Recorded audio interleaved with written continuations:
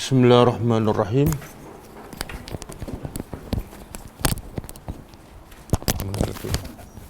Ni. Oh, belum buka.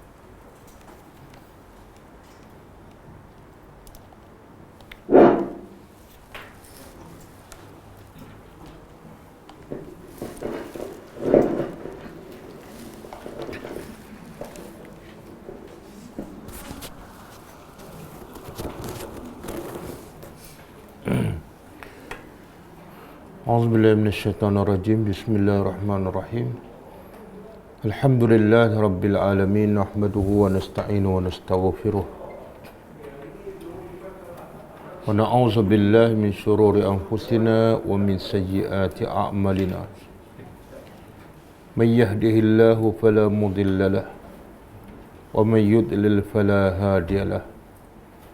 Asyhadu an la ilaha illallah wahdahu la syarika lahu wa asyhadu anna Muhammadan abduhu wa rasuluh.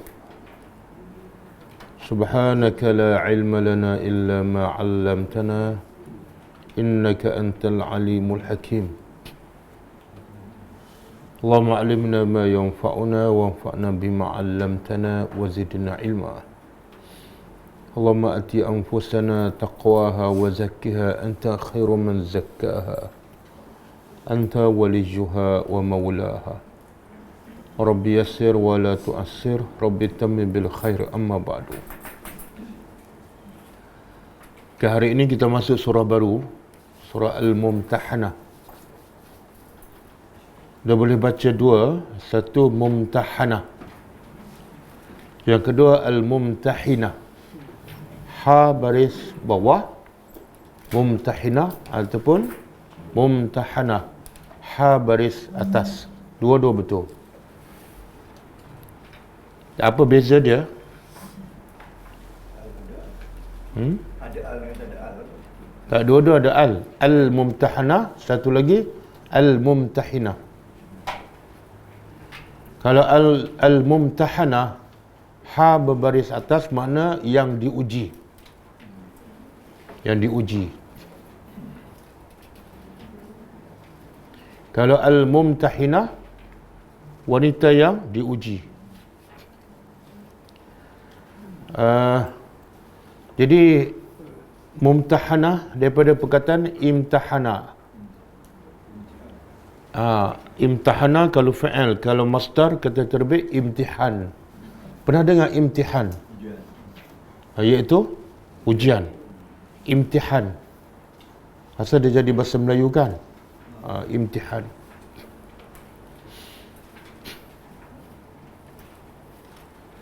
Dia ambil daripada perkataan daripada ayat yang mana ni? Perkataan Mumtahinah ataupun Mumtahanah. Biasanya nama surah diambil daripada ayat ataupun perkataan dalam surah tersebut. Kecuali surah Al-Ikhlas. Surah Al-Ikhlas, Ikhlas tidak ada perkataan tu dalam surah Al-Ikhlas. Kan? Tapi biasanya surah lain, boleh kata semua nama surah diambil daripada perkataan dalam surah tersebut. Surah Quraisy ada perkataan Quraisy. Surah Al-Fil ada perkataan Al-Fil. Jadi surah Al-Mumtahanah ni diambil daripada perkataan apa dan ayat yang mana? Cuba cek tengok. Ada ke tak ada?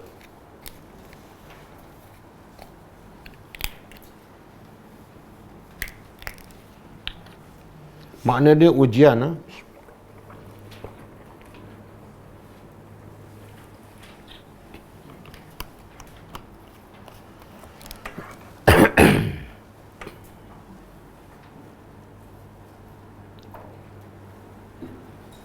Ada ke tak ada?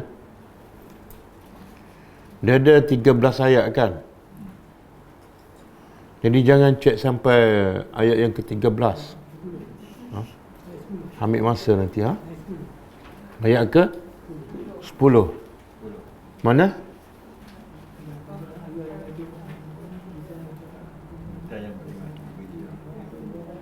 Famtahinuhunna kan? Dia bukan biji mumtahanah, tapi ada kaitan. Perkataan asalnya imtahana yamtahinu. Kalau fi'il amar imtahinu, famtahinu. Jadi sebab turun ayat ni ialah selepas perjanjian Hudaybiyah, Sulhul Hudaybiyah kan. Ingat lagi tak perjanjian Hudaybiyah? Ingat? Tak ingat? Bila berlaku Hudaybiyah? Tahun ke-6 Hijrah, ketika Nabi nak pergi melakukan umrah. Dan masa tu Mekah masih dikuasai oleh orang Quraisy, orang kafir. Tapi bila orang kafir tahu Nabi dan rombongannya nak datang ke Mekah dan melakukan umrah, orang kafir tahan sampai di nama tempat, nama dia Hudaybiyah. Orang kafir tak benarkan Nabi masuk dan melakukan umrah. Maka berlakulah perjanjian. Perjanjian tu dia panggil Sulhu Hudaybiyah, tu nama tempat. Sulhu Hudaybiyah pada tahun 6 Hijrah. Jadi antara perjanjian tersebut apa dia? Kalau orang Islam atau orang kafir daripada Mekah pergi ke Madinah, orang Madinah kena hantar balik. Sama ada dia Islam ke kafir, kena hantar balik. Tapi kalau orang Madinah pergi ke Mekah, orang Mekah tak perlu hantar balik. Kan? Adil ke tak? Tak adil kan? Kenapa tak adil? Jadi kalau orang Islam daripada Mekah ataupun orang kafir daripada Mekah pergi ke Madinah, ikut perjanjian Nabi wajib hantar balik ke, walaupun dia orang Islam. Tapi kalau orang Islam pergi ke Mekah, orang Mekah tak perlu hantar balik ke Madinah. Nampak macam tak adil kan? Dan ada peristiwa berlaku, ada orang Islam, wanita yang masuk Islam di Mekah, tapi suami dia masih kafir. Jadi dia nak berhijrah ke Madinah, nak pergi ke Madinah. Dia pun pergi. Bila pergi, kalau ikut perjanjian, Nabi kena hantar balik kan? Tapi sebab dia wanita, turun ayat ni. Ayat ke-10 ni. Ya ayyuhallazina amanu, wahai orang beriman, idza ja'akumul mu'minat. Ini khas untuk perempuan. Apabila datang kepada kamu, wahai Nabi, mukminat. Apa makna mukminat? Wanita-wanita yang beriman dan muhajirat yang berhijrah. Famtahinuhunna, maka uji mereka itu. Uji apa ni? Uji. Adakah dia betul-betul datang ke Madinah sebab beriman kepada Allah, ataupun sebab nak ikut suami, ataupun sebab ada bisnes, nak jual barang Hanaida. Ada tujuan bisnes kan? Kalau tujuan bisnes kan, ataupun sebab ada kepentingan lain, hantar balik.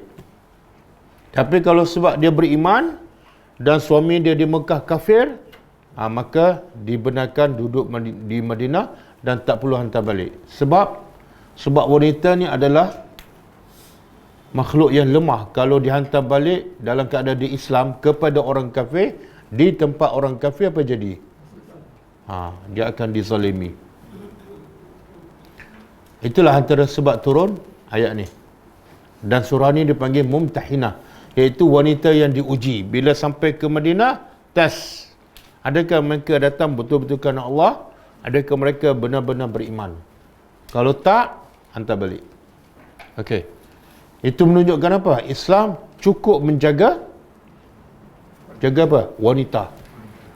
Kalau lelaki okeylah, dia boleh bawa diri kan, hantar balik ke Mekah pun, pandai-pandailah dia lelaki kan. Tapi wanita biasanya cukup mudah dizalimi. Okey?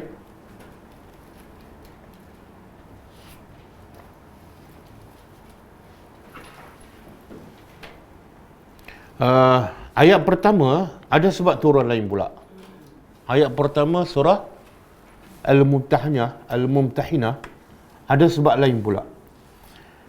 Disebut dalam satu hadis yang sahih yang panjang lebar, ada seorang sahabat Nabi bernama Hatib bin Abi Balta'ah. Hatib bin Abi Balta'ah. Pernah dengar ke?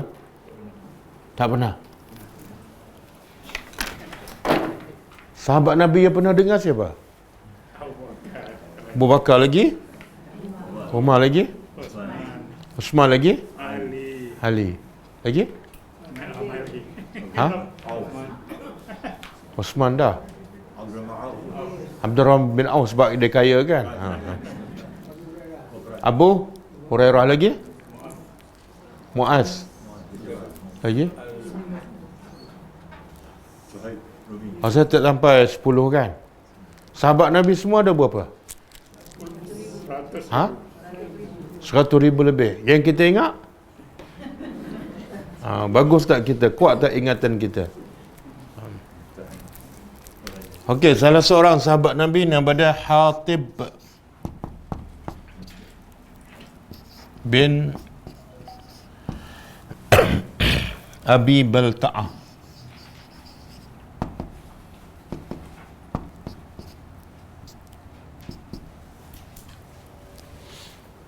Dia ni asalnya orang Mekah dan dia berhijrah bersama Nabi ke Madinah. Bila berlaku penghijrahan Nabi ke Madinah? Tahun berapa?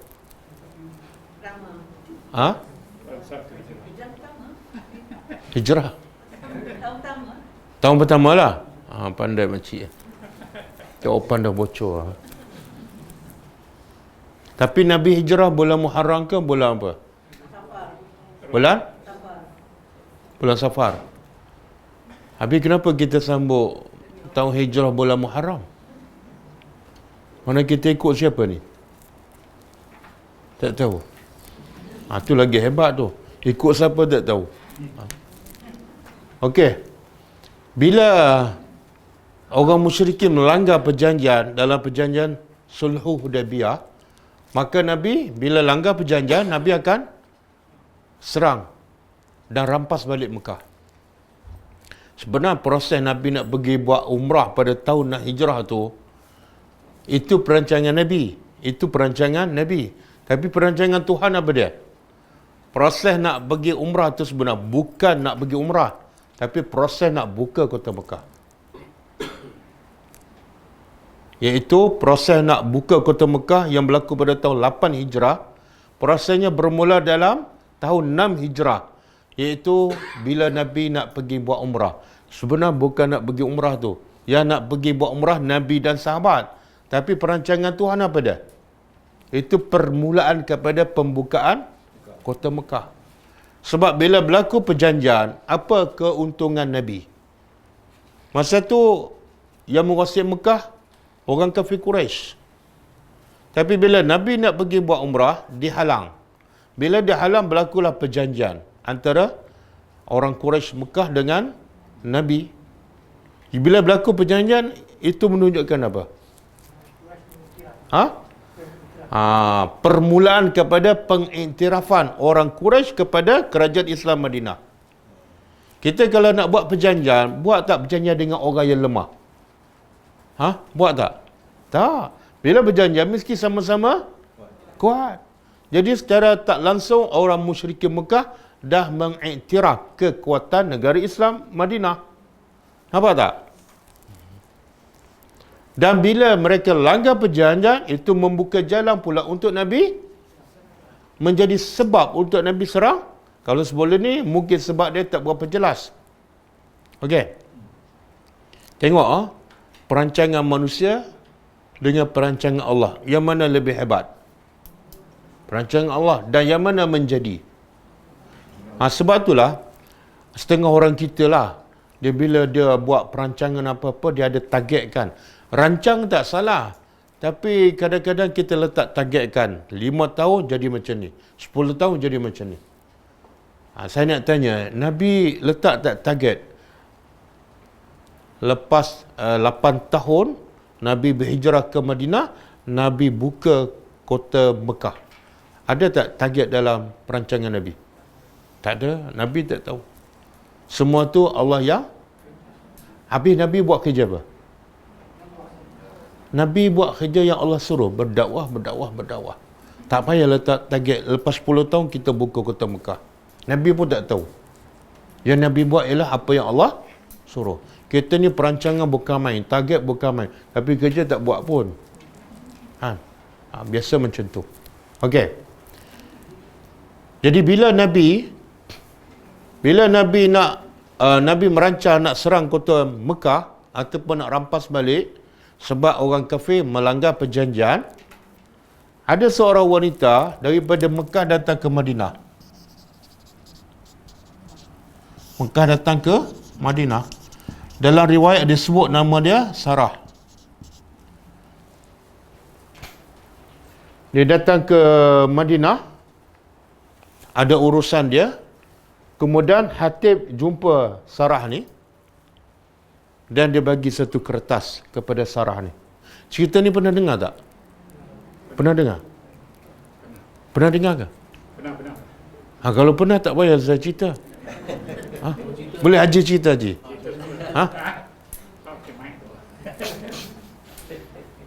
Okey, Hatib ni jumpa Sarah, dia bagi satu kertas. Kertas tu mengandungi apa? Dia bocorkan rahsia kepada orang Mekah bahawa Nabi sedang merancang nak rampas ataupun serang kota Mekah. Hatib ni orang beriman.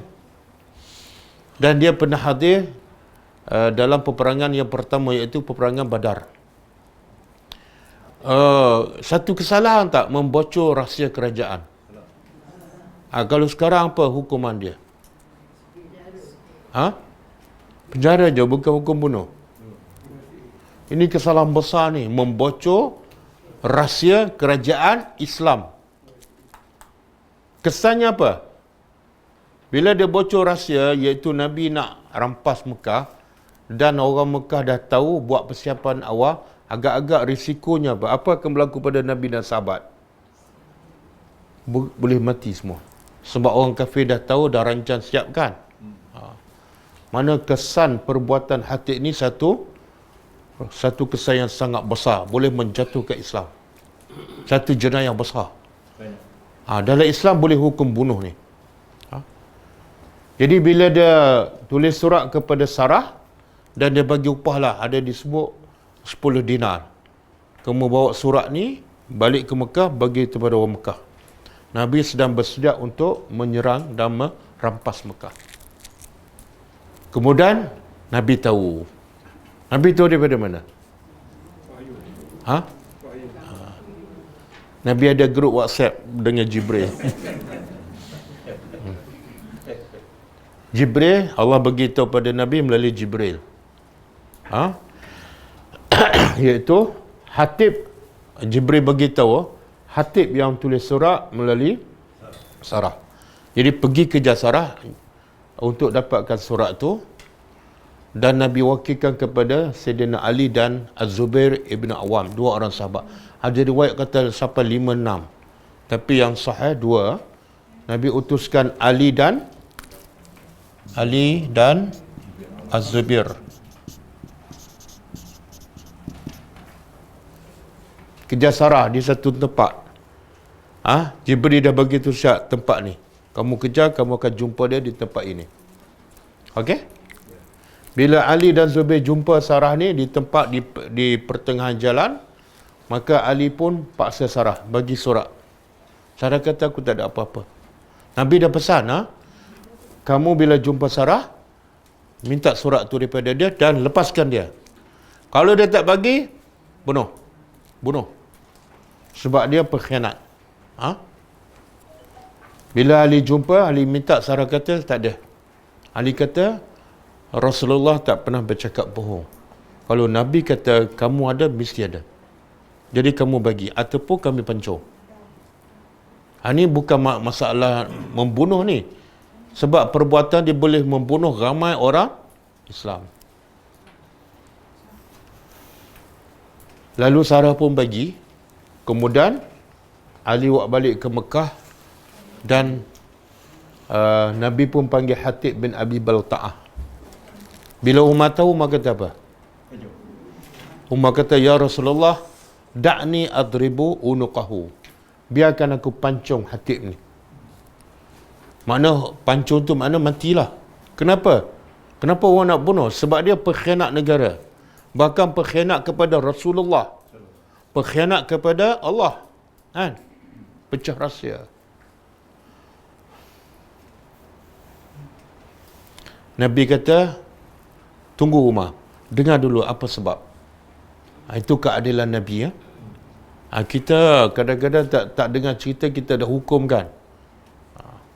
Jadi keadilan dalam Islam, walaupun kes tu, jenayah tu besar, berat macam mana pun, kena dengar daripada dua-dua pihak. Barulah kita akan bagi hukum yang adil. Kalau dengar satu pihak terus kita hukum, habis, kita adalah zalim. Boleh kan? Okey, Hatib pun bagi tahu kepada Rasulullah, ya Rasulullah, aku tak pernah, aku tetap Islam. Sejak aku berhijrah, aku tetap Islam. Aku tak pernah jadi kafir. Dan aku tak pernah menipu engkau. Tetapi,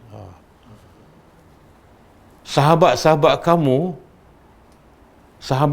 kamu masih ada saudara mara mereka di Mekah. Dan saudara mara mereka akan pertahankan saudara mereka yang lain dan juga harta yang mereka tinggal di Mekah. Sedangkan aku, Hatib ni bukan orang Quraisy.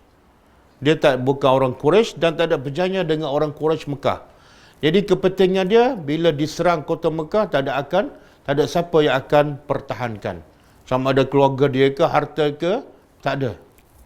Jadi, dia rasa satu cara je untuk selamatkan ahli keluarga dia di Mekah dan harta dia, iaitu dengan cara bocorkan rahsia ni supaya Mekah gagal dirampas oleh Nabi dan harta dia selamat. Boleh faham? Bagus tak berfikir macam tu? Bagus tak? Bagus? Tak bagus? Kalau makcik duduk tempat dia, harta makcik ada kat Mekah, macam mana makcik? Apa dia? Makcik hantar awal-awal mesej kan, jaga-jaga.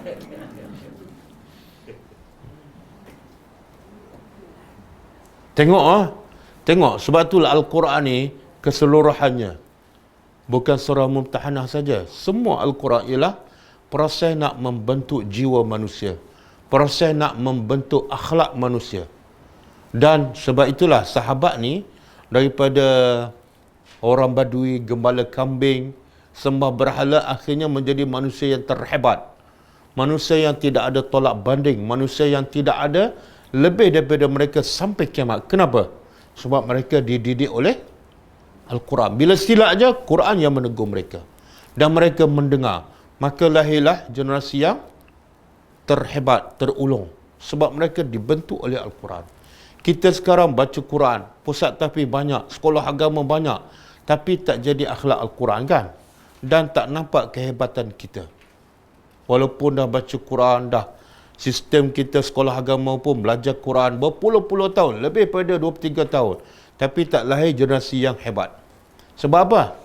Sebab Quran tak membentuk kita. Quran tak membentuk akhlak kita. Yang membentuk kita ialah apa? Dunia, persekitaran. Okey? Jadi tengok Allah menegur Hatib bin Abi Balta'ah. Maka Nabi kata apa? Okey. Dalam satu riwayat Nabi kata, amma sahibukum haza sadaq. Adapun kawan kamu ni yang bercakap dengan alasan itu, dia adalah orang yang benar. Maka Nabi kata kamu bebas. Sebab Hatib ni antara orang yang pertama hadir dalam peperangan yang pertama, iaitu peperangan Badar. Dia ada kelebihan. Nabi kata pada Hatib, kamu bebas dan aku telah ampunkan kamu. Aku telah ampunkan kamu sebabnya kamu hadir dalam peperangan Badar dan kamu ada keikhlasan bila bercakap benar. Okey. Jadi Umar tak jadi pancung. Okey? Jadi apa pengajaran daripada kisah ni? Apa pengajaran? Salahkah kita nak selamatkan harta kita, keluarga kita? Salah ke? Tak salah kan? Kalau tak salah, kenapa ditegur oleh Allah, ditegur oleh Al-Quran?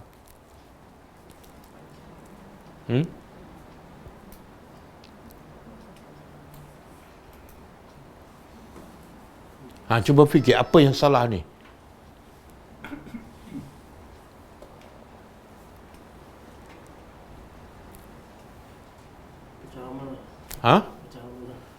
Yelah, betul lah pecah amanah salah, tapi tujuan dia untuk jaga harta dia kan, keluarga dia. Jadi salah ke kalau itulah tujuannya?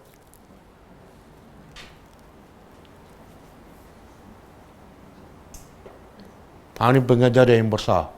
Pengajaran yang besar apa dia? Islam tak boleh pentingkan diri. Jangan kerana nak pentingkan diri kita, keluarga kita, harta kita, kita hancurkan orang lain. Boleh faham? Satu. Yang kedua, kalau dia biarkan Islam serang Mekah dan rampas kota Mekah, sebenarnya bukan harta dia je selamat, semua harta orang Islam dapat balik. Faham? Jadi kalau kita utamakan diri kita, mungkin diri kita saja yang selamat. Tapi kalau kita utamakan Islam, Islam akan menyelamatkan lagi ramai. Boleh faham? Jadi bila kita berfikir, bertindak, utamakan Islam. Jangan utamakan diri, keluarga dan harta. Kalau Islam selamat, lagi ramai akan selamat. Tapi kalau kita selamat, orang lain mungkin tak selamat dan Islam pun hancur. Boleh? Okey.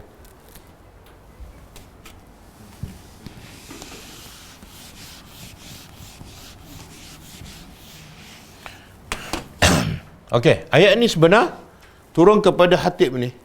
Cuba kita tadabbur. A'udzubillahi minasyaitonirrajim. Ya ayyuhallazina amanu. Wahai orang-orang yang beriman.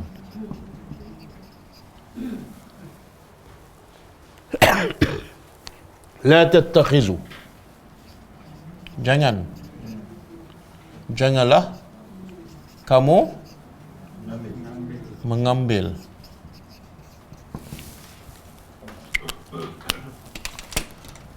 kamu mengambil aduwi.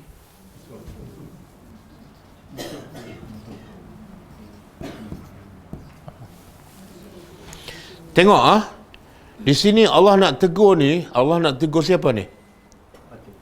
Orang beriman. Dan yang Allah nak tegur benda kecil ke besar? Besar kan? Tapi Allah tetap memanggil orang yang di situ ada pengajaran. Kenapa panggil orang beriman? Sedangkan kesalahan ini adalah kesalahan yang besar. Sebab tu Umar nak pancung. Sebab, kenapa Umar nak pancung? Sebab ini perangai orang munafik. Ini kerja orang munafik, iaitu merosakkan Islam daripada dalam kan. Rupanya Islam, tapi sebenarnya dia menghancurkan Islam daripada dalam. Jadi apa pengajaran? Allah nak tegur orang beriman yang kesalahannya sangat besar, tapi Allah masih memanggil wahai orang beriman. Ini tadabbur. Pengajarannya ialah bahasa Al-Quran, iaitu Allah bila nak menegur walaupun kesalahan besar, tapi kena guna bahasa yang lembut. Dia panggil apa? At-targhib.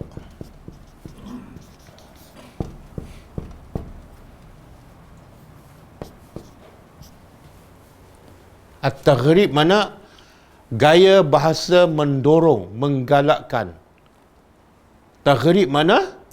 Mendorong, bukan menjauhkan, bukan membenci. Saya bagi contoh kan, kalau kita nak tegur perompak kan, ataupun pencuri yang mencuri rumah kita dapat tangkap, kita panggil apa? Masa kita nak nasihat dia, kita panggil apa? Kita panggil tak wahai saudaraku? Tak kan? Kenapa kita tak panggil wahai saudaraku? Hei perompak, hei pencuri, mari sini. Dengar baik-baik. Kenapa bahasa kita tak sama dengan bahasa Quran? Baca Quran 30 kali khatam. Kenapa? Marah. Marah kan? Kenapa marah? Dia Dia mencuri. Dia mencuri. Ngambil harta kita, marah lagi. Menunjukkan apa? Kita ni pentingkan diri. Kita pentingkan diri, yang penting harta aku.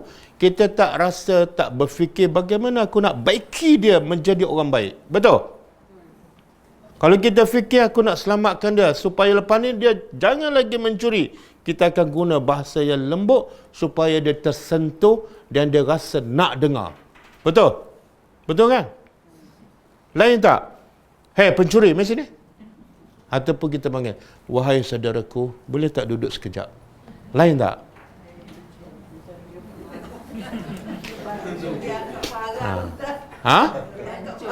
Tak, ni yang tak ada parang lagi. Apa tu, saudara nak minum apa? Kopi ke teh ke?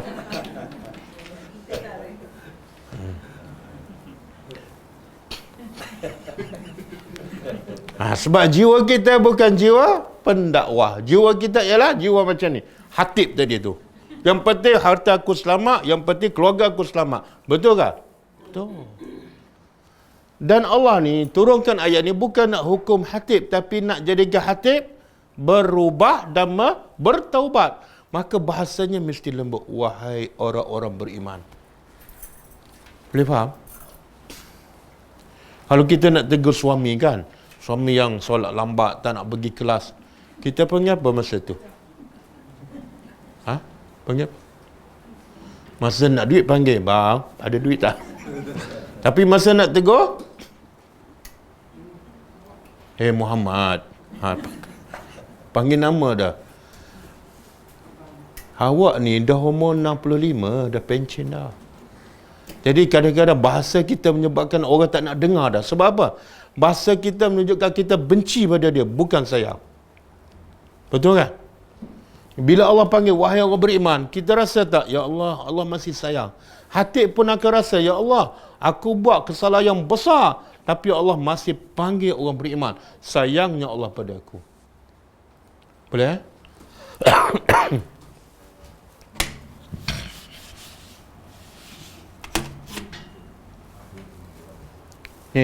Jangan kamu ambil musuh. Besar tak? Orang beriman ambil musuh Allah sebagai sahabat. Besar tak kesalahan? Ya. Tapi Allah masih gelarkan dia orang beriman. Sebab Allah nak dia bertaubat. Dan bukan setakat musuh aku dan musuh kamu. Aulia. Aulia apa dia? Penolong.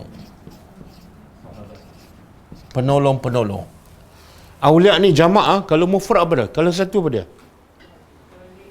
Wali. Allahu waliyul mu'minin. Allah adalah wali, penolong kepada orang beriman.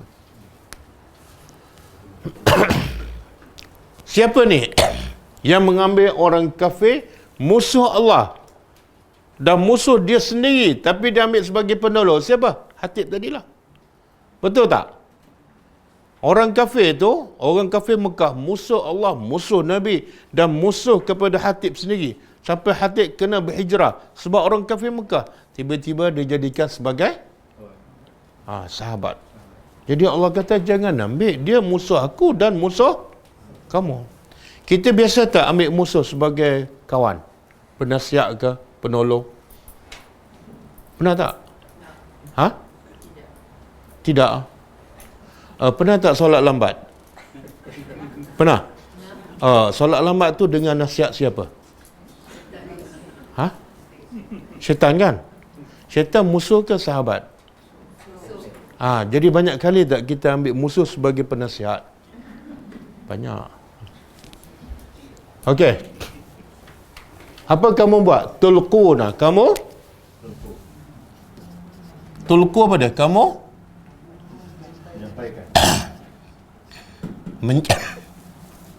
Menyampaikan ataupun campakkan.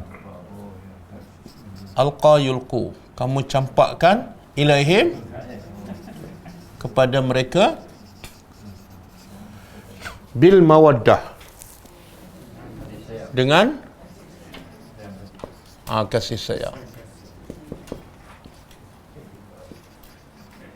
Mawaddah kasih sayang kan? Jadi musuh tapi sayang. Masuk akal tak? Tak masuk akal.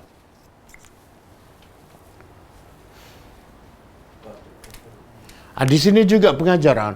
Allah sebut orang beriman. Termasuk Hatib tadi orang beriman kan? Tapi dia buat tak dosa besar? Dosa besar tak membocor rahsia kerajaan? Besar kan? Jadi pengajarannya apa? Orang beriman ataupun orang bertakwa ada kemungkinan tak melakukan dosa besar? Ada? Dalil? Dalil yang lain lah daripada ni. Ada? Ada tak sahabat Nabi yang berzina? Ada? Sehingga ada yang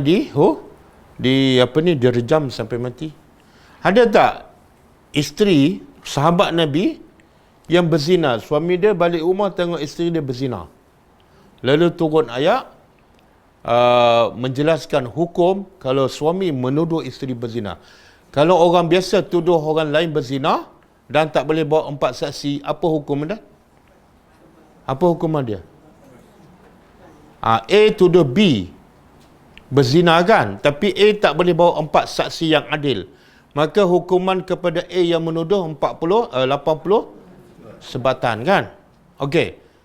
Itu kalau A dengan B tak ada hubungan. Tapi kalau suami menuduh isteri berzina, sempat tak suami nak pergi cari 4 saksi?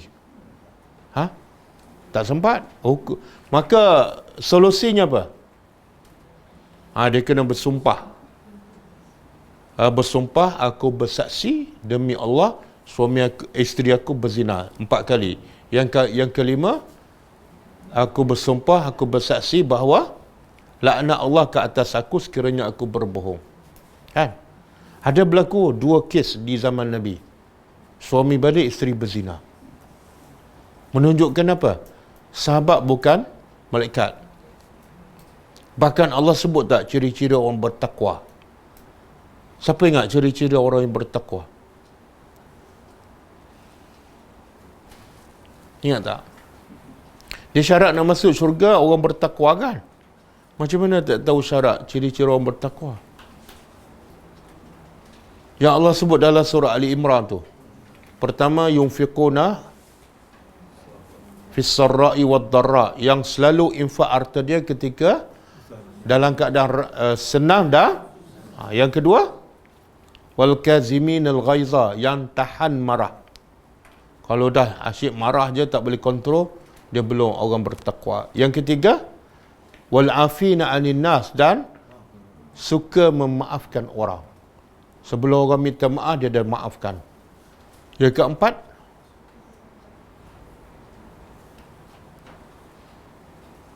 apa dia? Wallazina idza fa'alu fahishah aw zalamu anfusahum zakarullah.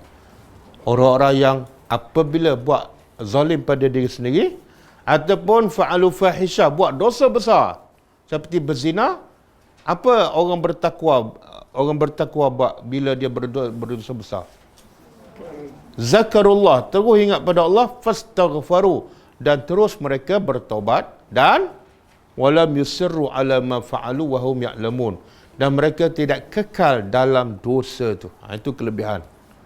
Orang bertakwa bukan tak buat dosa, tapi bila buat dosa dia terus bertaubat dan tidak ulang. Faham? Termasuklah Hatib ni, lepas dia buat kesalahan ni dia bertaubat dan tak ulang dah. Okey. Jangan kamu campakkan rasa sayang, rasa suka pada orang kafir. Sebab apa? Sebab dia musuh Allah. Walaupun orang kafir itu adalah bapa kan? Boleh tak? Kalau A ni dia asalnya India, kemudian dia masuk Islam, kemudian dia sayang kepada bapa dia yang masih kafir. Boleh ke tak? Ulama kata kalau sayang sebab hubungan anak dengan bapa tak apa. Tapi jangan sayang sebab bapa dia yang kufur tu. Yang tu yang tak boleh. Tapi sebagai hubungan anak dengan bapa tak apa. Okey. Kemudian Allah bagi kita sebab kenapa tak boleh kamu sayang ataupun suka pada orang kafir. Sebab waqad kafaru, dan sesungguhnya kafaru, mereka telah kufur, ingkar. Bima ja'akum, dengan apa yang telah datang kepada kamu.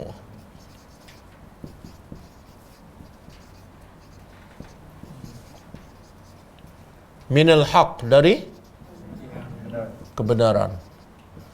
Bila sebut kebenaran, dia daripada siapa? Allah. Jadi bila dia benci kebenaran, orang kafir ni dia benci kebenaran, maknanya dia benci kepada siapa? Allah, sebab kebenaran daripada Allah. Jadi macam mana kamu boleh suka orang yang benci pada Tuhan? Satu sebab kenapa kamu tak boleh jadikan mereka sebagai apa? Penolong. Satu, sebab mereka kufur dengan kebenaran. Yang kedua, kekufuran mereka sampai tahap yukhrijuna, mereka mengusir Rasul. Wa iyyakum, dan kamu. Beza tak mengusir sahabat dengan mengusir Rasul? Beza tak? Beza. Mengusir Rasul ni lagi dahsyat. Sebab Rasul tu diutuskan oleh Allah. Apa sebab? Apa sebab orang kafir ni kufur kepada kebenaran dan mengusir Rasul dan para sahabat daripada Mekah? Apa sebab? Apa jenayah Nabi? Apa dosa sahabat sehingga mereka diusir keluar? Tengok Allah sebut sebab. Allah sebut sebab ni, Allah nak beritahu orang kafir ni memang betul-betul jahat. Dia usir tanpa sebab yang munasabah. Kalau orang merompak di kampung kita, kita usir, okey tak? Kalau orang datang buat kerja dakwah, ajak kita buat benda yang baik dan dia pun tak minta upah, kita usir, okey tak? Jadi Allah kata, mereka mengusir Rasul dan kamu sebab antuk minu, kerana kamu beriman billah, kepada Allah, Rabbikum,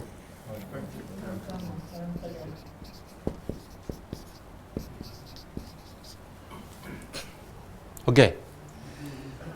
Jadi apa kesalahan Nabi dan sahabat sehingga mereka dimaki, dihina dan diusir? Apa kesalahan mereka? Apa dia? Sebab mereka beriman kepada Allah. Jadi masuk akal tak? Nabi dan sahabat ajak orang kafir beriman kepada Allah.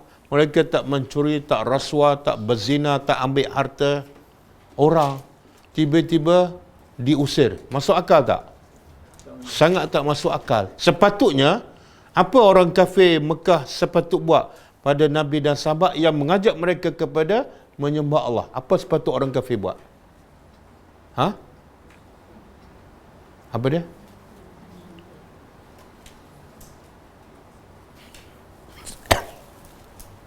Apa sepatut orang kafir buat kepada Nabi dan sahabat? Sepatutnya. Buat baiklah, sebab Nabi ajak mereka pada Nabi nak selamatkan mereka daripada azab neraka. Sepatut mereka meraihkan, bagi Nabi tempat, bagi Nabi makan, sepatutnya. Di sini juga sama dengan ayat. Ada satu kisah dalam surah apa ni? Surah Al-Buruj. Ada raja yang zalim, bila ramai rakyat dia beriman, apa dia buat?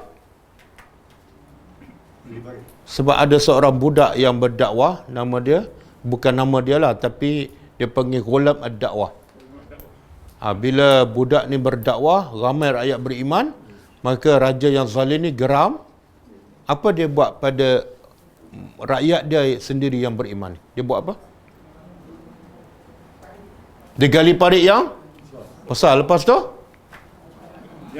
dia nyalakan api. Kemudian dia campakkan. Dan semua terbakar hangus. Baru je beriman, terus dibakar hidup-hidup. Kemudian Allah sebutkan, apa sebab raja dan kerajaan ni sampai membakar orang yang beriman? Ada apa kejahatan orang beriman? Allah kata, wama naqamu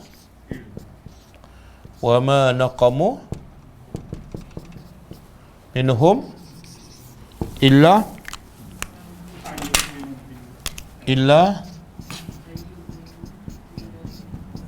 an yu'minu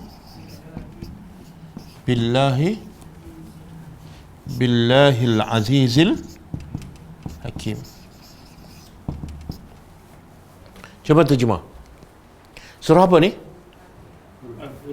Bil azizi? Ha? Hamid. Surah Al-Buruj kan? Okey, cuba terjemah. Wa ma naqamu, tidaklah mereka ni kerajaan yang zalim, yang tangkap dan bunuh dan bakar orang beriman. Tidaklah mereka berdendam. Minhum, daripada orang beriman, melainkan hanya kerana an yu'minu. Mereka beriman kepada Allah. Bukan mereka rasuah, bukan mereka merompak. Tapi sebab mereka beriman kepada Allah yang masuk akal tak mereka beriman kepada Allah? Ya, sebab Allah tu Maha Al-Aziz dan Maha Terpuji. Yang tak masuk akal ialah sembah manusia yang tidak ada sifat Al-Aziz dan Al-Hamid. Boleh faham? Sama dengan ayat ni. Jadi Allah kata, kenapa kamu ambil musuh yang mengusir Rasul dan sahabat-sahabat hanya kerana mereka beriman? Kenapa kamu jadikan dia sebagai penolong? Sama.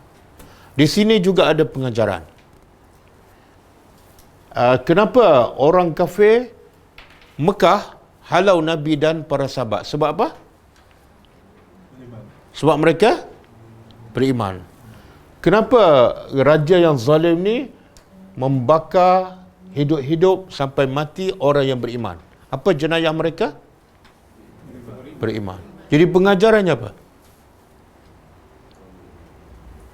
Apa pengajarannya? Ada sesuatu Allah nak bagi tahu.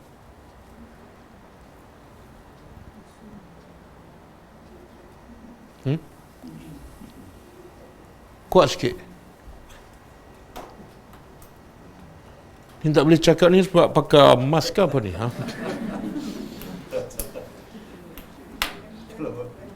Selama-lamanya orang tak beriman takkan redha kepada. Selama-lamanya orang tak beriman dia takkan redha kepada orang yang beriman.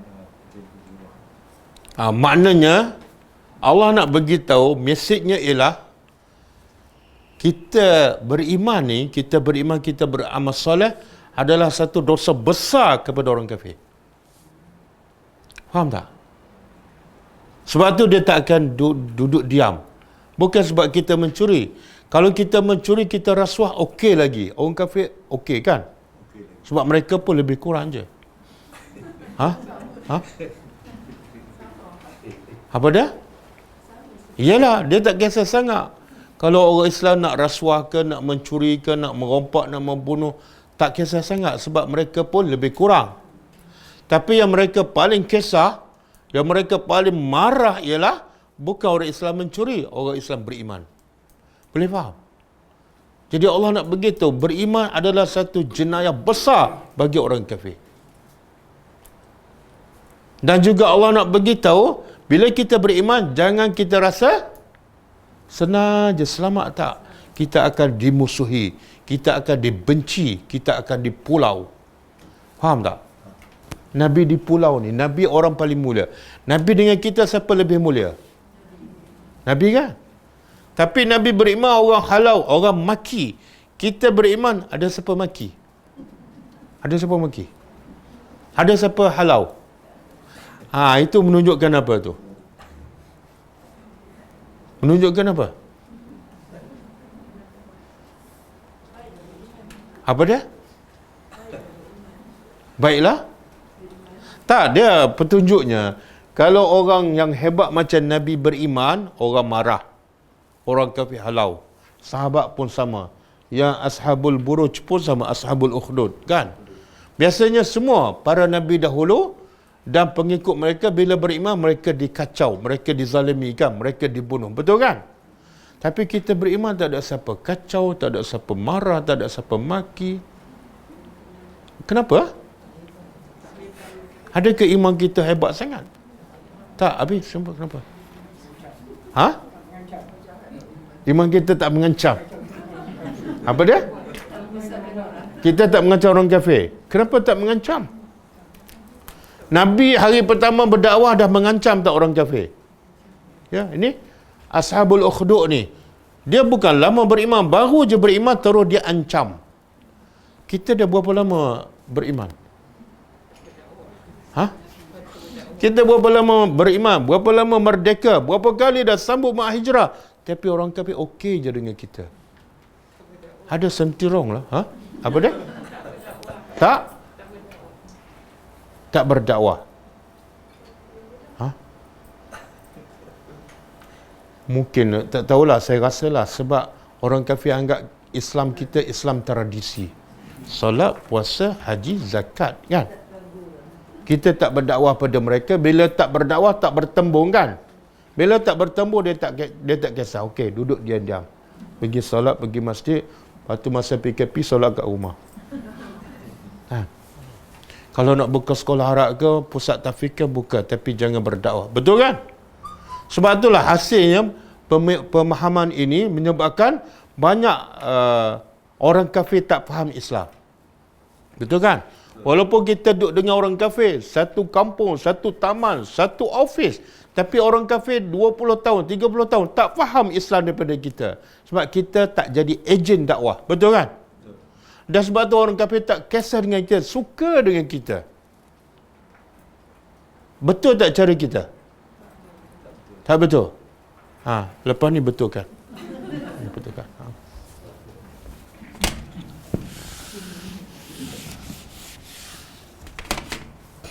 Okey. Kemudian Allah kata apa? In. Sekiranya kuntum adalah kamu kharajtum. Kamu keluar. Kamu ni para sahabat, ha? Kamu keluar. Jihadan. Kerana berjihad. Sahabat-sahabat keluar daripada Mekah kerana apa? Kerana berjihad pada jalan Allah, kan? Ada tak sahabat berhijrah sebab nak sambung perniagaan di Madinah? Ha? Tak ada. Ini siapa ni? Sahabat mana ni? Pada hadis Rasulullah tentang niat. Ha? Oh, itu. Tentang niat. Yalah, siapa sahabat tu? Nabi nak bagi tahu siapa sahabat tu. Ha, kena clear sahabat mana ni? Ha? Ada yang nak pergi kahwin, ada nama. Ha, itu Nabi bagi tahu. Tapi ada tak sahabat yang berhijrah kerana nak berniaga, kerana nak dunia? Tak ada, kan? Nabi kata apa dalam hadis tu? Innamal a'malu. Ha, sambung. Dia boleh tambah satu je, biniak aja. Wa innama likulli imri'in ma nawa. Dan sesungguhnya setiap orang mengikut apa yang dia niat. Wa man kanat hijratu ila Allah wa rasulih fa hijratu ila Allah wa rasulih. Siapa yang berhijrah ke Madinah kerana Allah dan Rasul, Nabi kata apa? Maka dia akan dapat apa? Kalau hijrah ke Madinah kerana Allah dan Rasul, dia akan dapat apa? Allah dan Rasul. Dan wa man kanat hijratuhu lidunya yusibuha aw imra'atin yankihuha fa hijratuhu ila ma hajara ilaiha.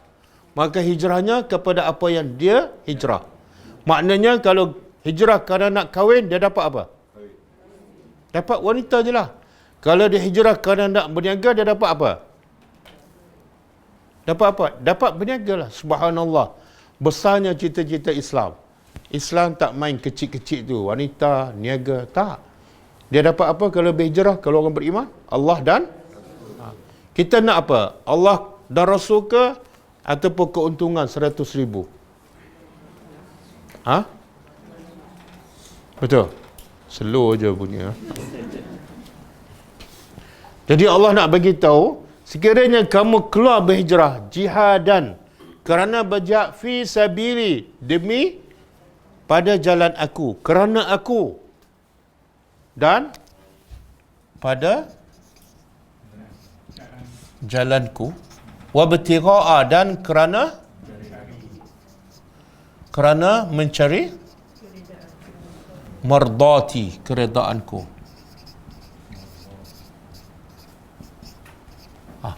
Ayat ni macam tergantung. Sekiranya kamu keluar berjihad pada jalan aku dan untuk mencari redha aku, habis macam tu. Kemudian tusirruna. Tusiru apa makna? Kamu rahsiakan. Ilaihim, kata mereka ni siapa? Siapa mereka ni? Orang kafir. Kamu rahsiakan kepada mereka bil mawaddah, dengan kasih sayang. Apa maksud ayat ni? Cuba tengok. Sekiranya kamu keluar berjihad pada jalan aku dan untuk mencari redha aku, janganlah memecahkan ataupun membongkar rahsia kepada orang kafir. Jangan. Kalau kamu keluar kerana jihad. Sebab apa? Sebab bercanggah kalau kamu keluar kerana jalan aku, kenapa bocor pula rahsia? Itu bukan jalan aku. Bercanggah. Faham? Macam saya kata, semua pelajar datang untuk apa ni? Untuk tadabbur kan? Tiba-tiba ada seorang yang tidur. Saya kata kalau betul datang nak belajar, janganlah tidur. Makna kalau tidur tu makna datang untuk Tapi ayatnya tidur kan.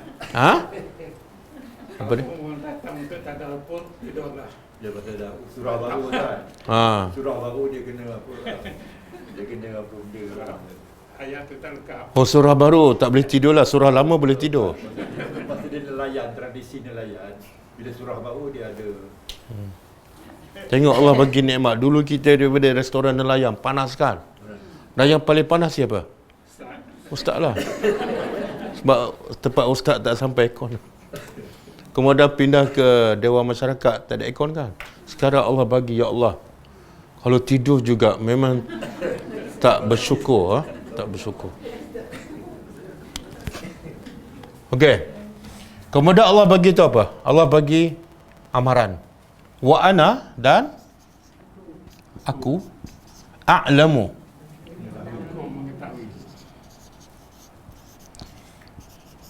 A'lamu ni fi'il mudhari'. Fi'il mudhari'. Fi'il mudhari' menunjukkan apa?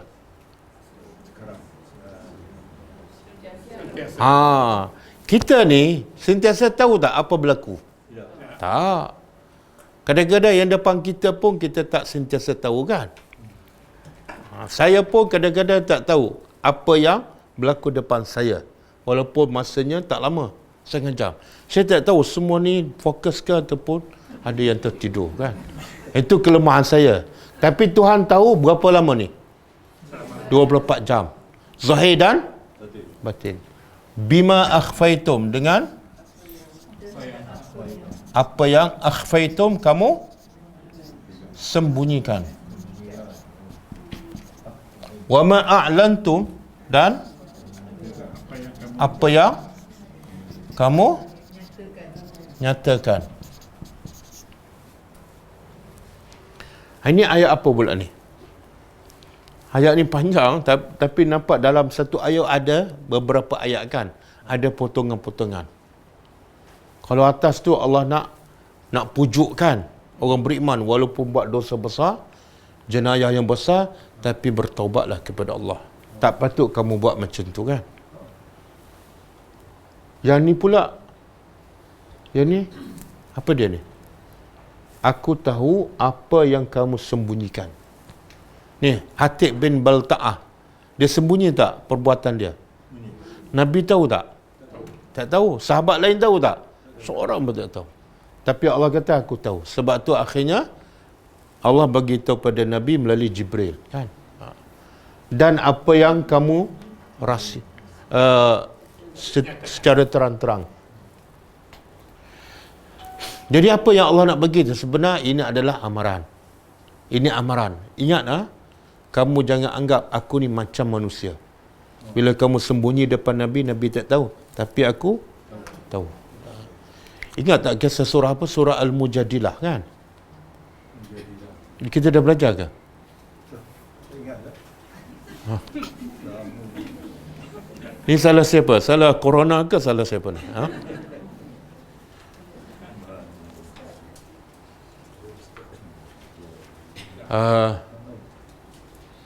Ada seorang wanita yang suami dia menziharkan dia, kan, Sabit bin Qais. Lalu dia pun mengadu pada Nabi, innallaha yasma'u tahawurakuma, kan? Allah mendengar perbincangan, perbualan antara kamu berdua. Siapa? Nabi dan isteri tu. Dan masa isteri tu mengadu pada Nabi, rumah Nabi besar ke tak?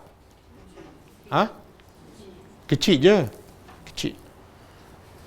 Aisyah ada masa tu? Aisyah ada masa tu.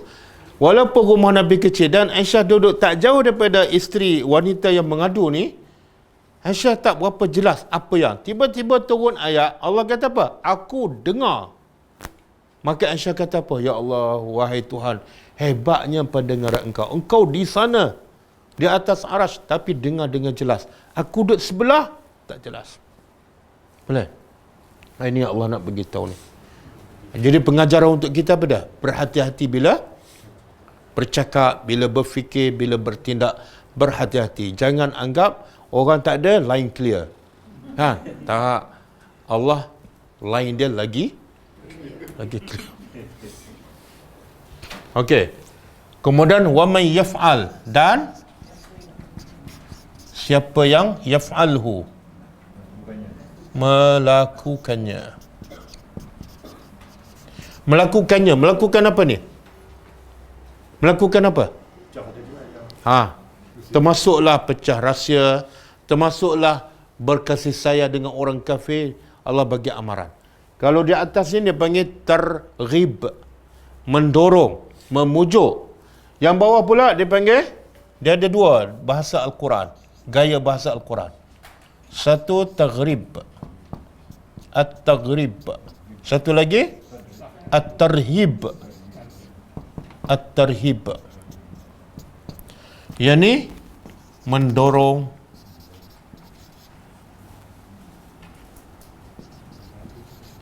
memujuk, yakni menakutkan ataupun mengancam.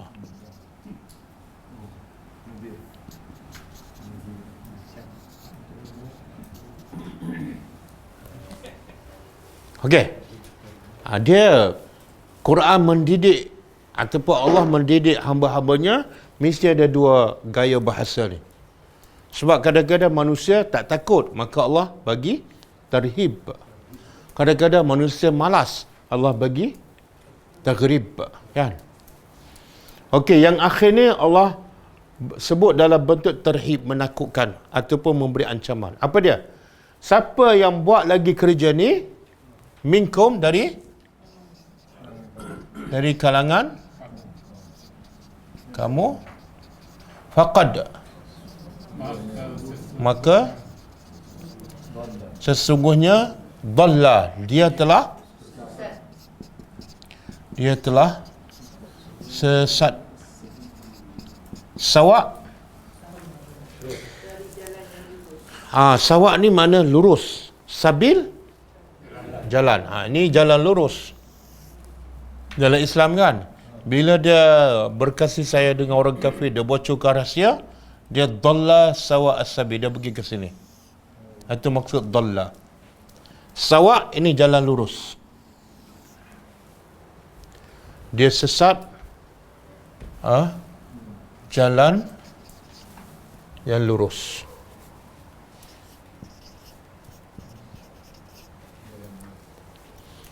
Benda-benda macam ni kan, kadang-kadang kita tak perasan. Sebab kita ingat Islam tu solat kan, puasa, haji. Kita semayang 5 waktu, okey. Solat malam pula, solat duha pula kan. Lepas tu haji dah pergi, umrah pun berkali-kali. Kita rasa macam okey je.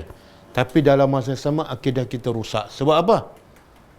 Kita berkawan dan berkasih sayang dengan musuh Allah. Jadi sebab itulah baca Quran kena baca semua sekali. Jangan baca surah Yasin je.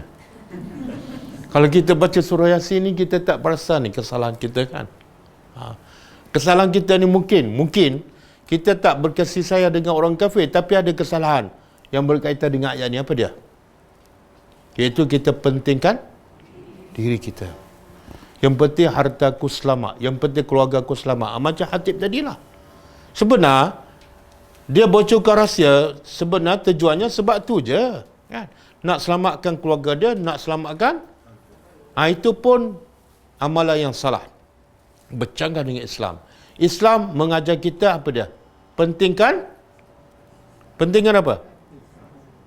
Pentingkan Islam dulu. Pentingkan Islam.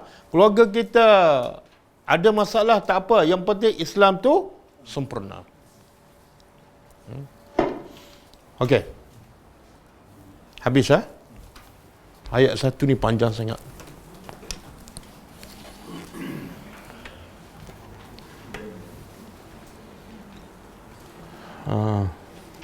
Okey. Kita setakat ayat 1 je. Ayat 2, 3 tak sempat. Okey, sebelum kita masuk kitab Bulughul Maram, saya nak cuba keluarkan antara pengajaran daripada ayat 1. Saya dah beritahukan, Allah dah beritahu dalam Quran surah Sad. Tujuan Quran diturunkan apa dia? Liyadabbaru ayati, supaya mereka mentadabbur, menghayati. Tapi tak cukup tadabbur, ada satu lagi. Waliyatazakkara ulul albab. Selepas tadabbur ambil pengajaran.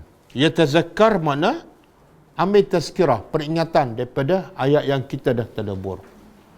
Dan Allah kata yang tadabbur dan ambil pengajaran hanyalah ulul albab. Okey, kita dah tadabbur.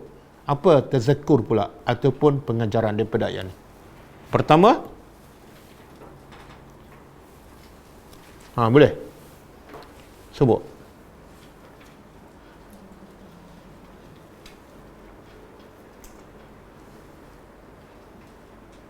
Ya sebutlah, takkan nak tunggu saja juga.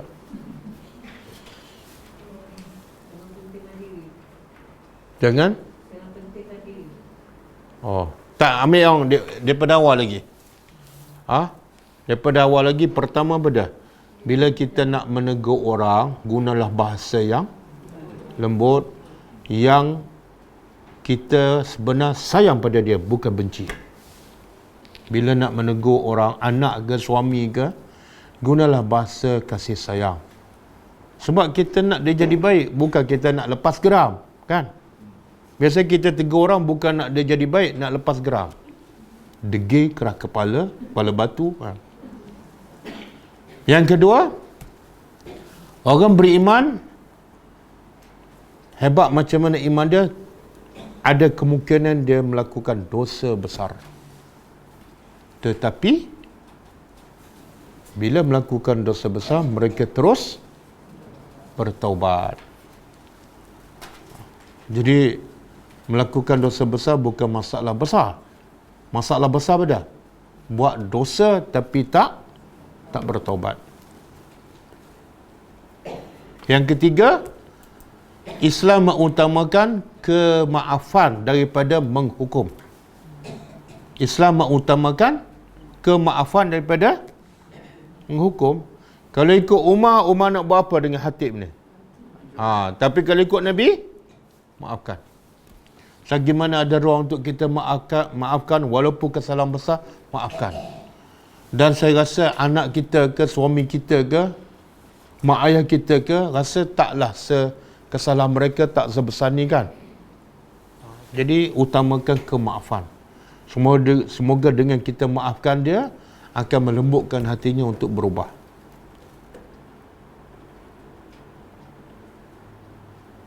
Yang keempat, haram kita bekerjasama dengan musuh.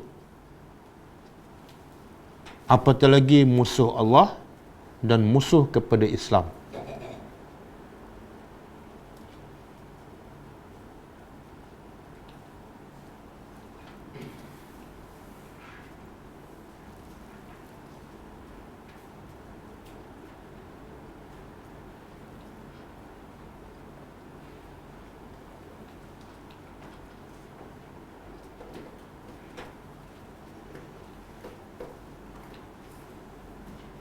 Okey, yang keenam kan? Yang kelima. Keimanan yang sebenar